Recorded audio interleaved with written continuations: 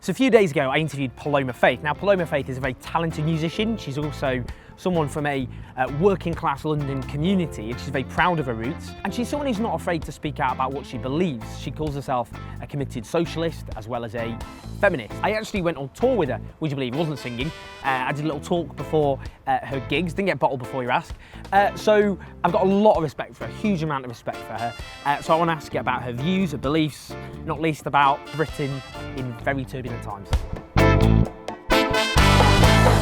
Paloma, hello, hi. Hi, Owen. So little to talk about, isn't it? Such an uneventful period we're living through.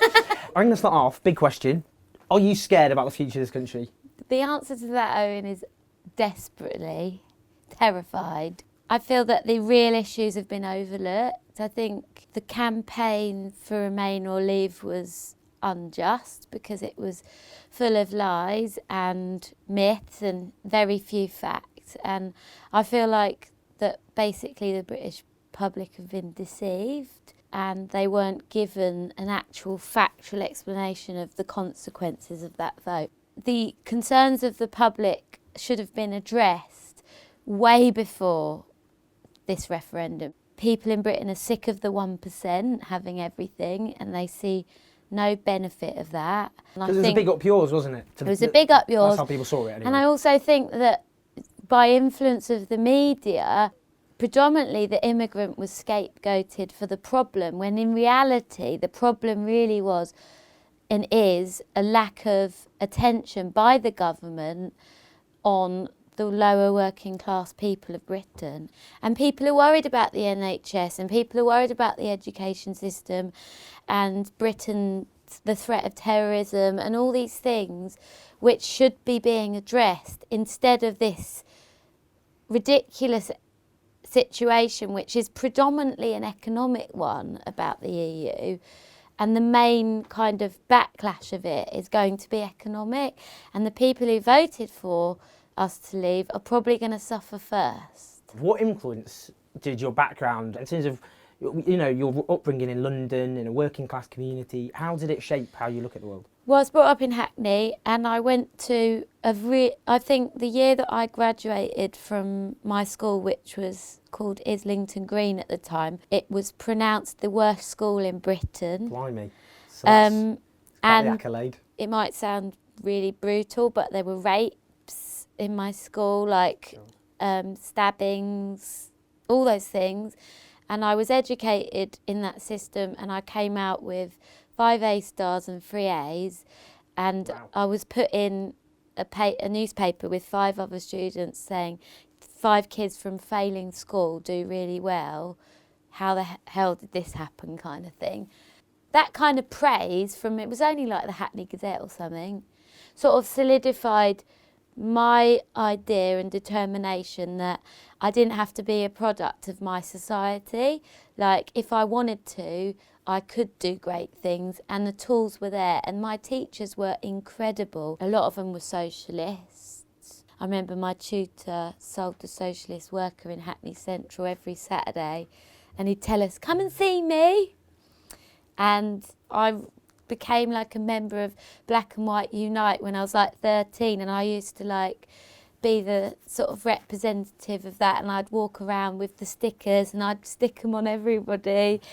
And it was all about, like, it was a very, like, unifying situation.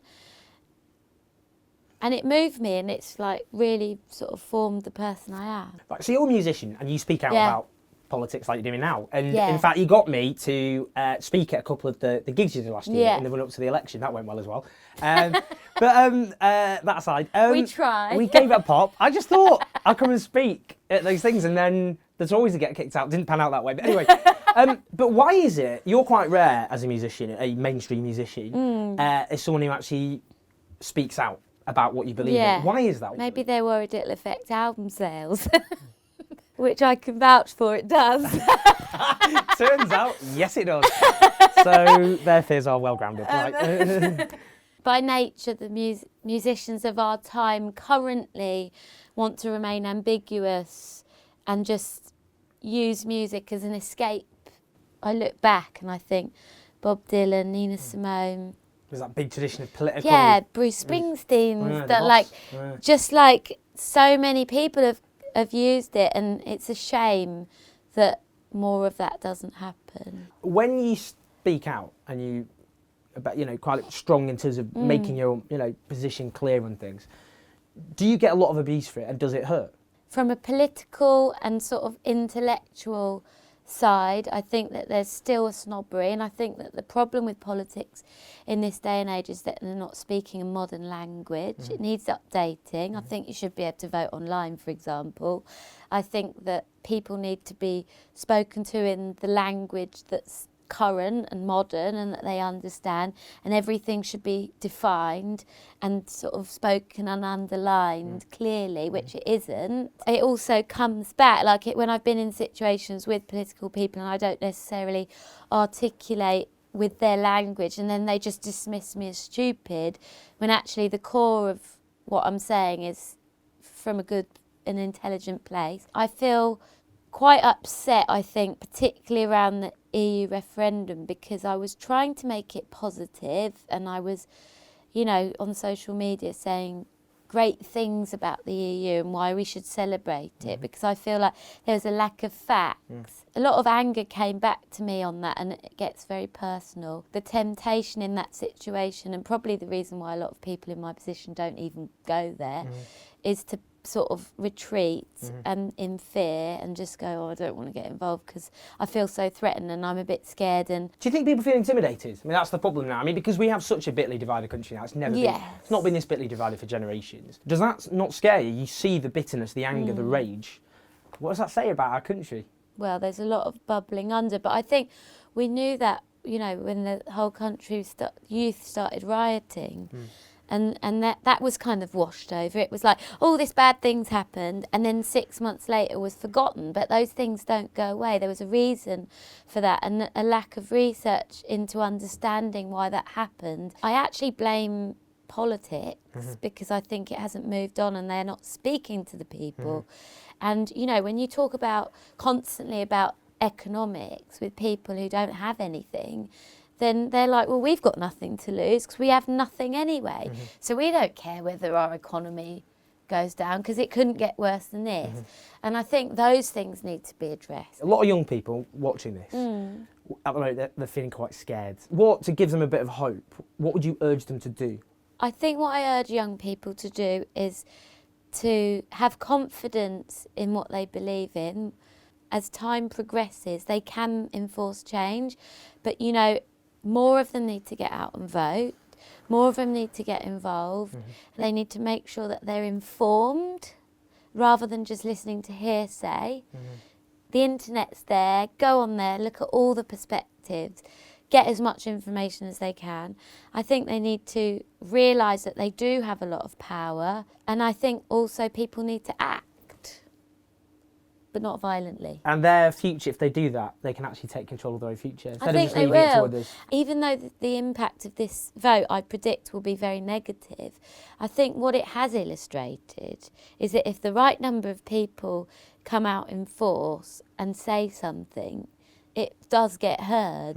You know, whether it's to the detriment... Oh, they've been heard all right, the people who voted in this referendum. Exactly. So what I think is about young people is you take ownership of that and be the power.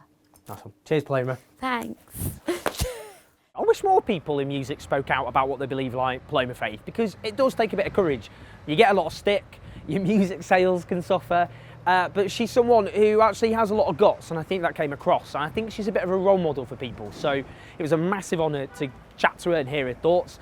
We've got loads of interviews. You can see some of them on screen. Click on them, please. And we've got loads of great interviews coming up as well. So, as ever, leave your comments, as long as they're nice-ish. Subscribe. I'll see you next time.